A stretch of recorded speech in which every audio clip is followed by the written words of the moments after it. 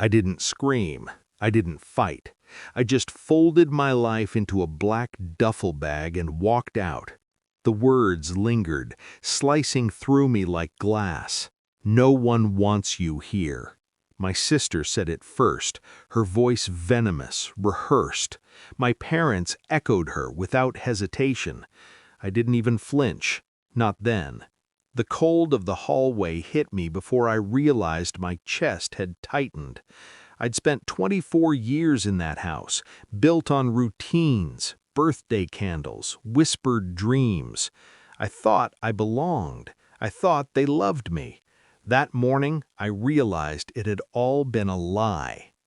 At first, I didn't notice the cracks, a late text unanswered, a laugh that felt too forced, a glance I couldn't read, small things, tiny fissures in the foundation of my life. I blamed stress, I blamed myself, but the unease grew like a shadow creeping across the walls. Then the subtle betrayals started to line up like dominoes. The bank statement that didn't belong to me, a conversation overheard behind a door, clipped and sharp. My trust had been weaponized. Every lie, every omission, every calculated smile, they were all threads in a web I hadn't realized I was trapped in. And then I found it. The signed papers, the hidden emails, the accounts in my name I didn't open.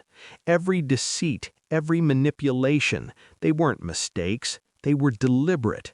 My inheritance siphoned, my reputation poisoned. Every decision I thought was mine had been orchestrated. The betrayal wasn't just deep, it was surgical, and I froze. Not from fear, not from shock, but from clarity. I smiled quietly to myself, the kind of smile that doesn't reach your eyes but chills the air.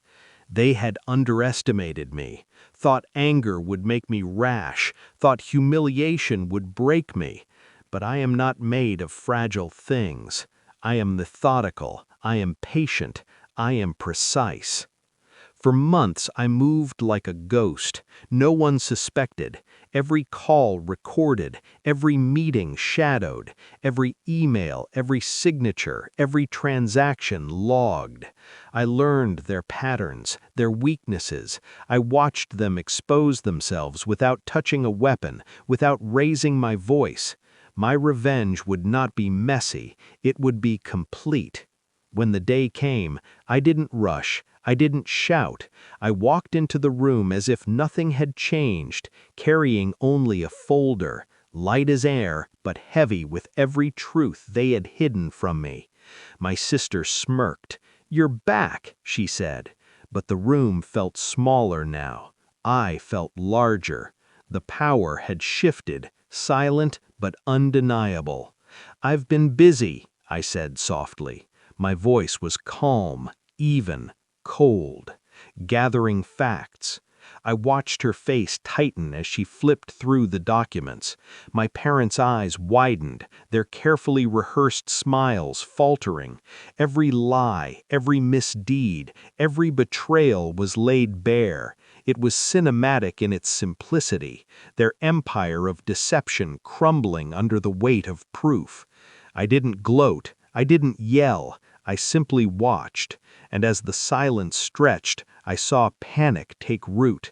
I saw control slip through their fingers like water. I saw them finally understand that the person they'd dismissed, the person they'd tried to erase, had returned, not for forgiveness, but for justice. They tried explanations, pleas, excuses, but I didn't need words. The evidence spoke for itself. Every forged document, every hidden account, every secret they thought was buried. Their attempts at damage control were amateurish, pathetic, and futile. When the authorities came, when lawyers examined the files, when bank accounts froze and signatures were voided, I remained calm.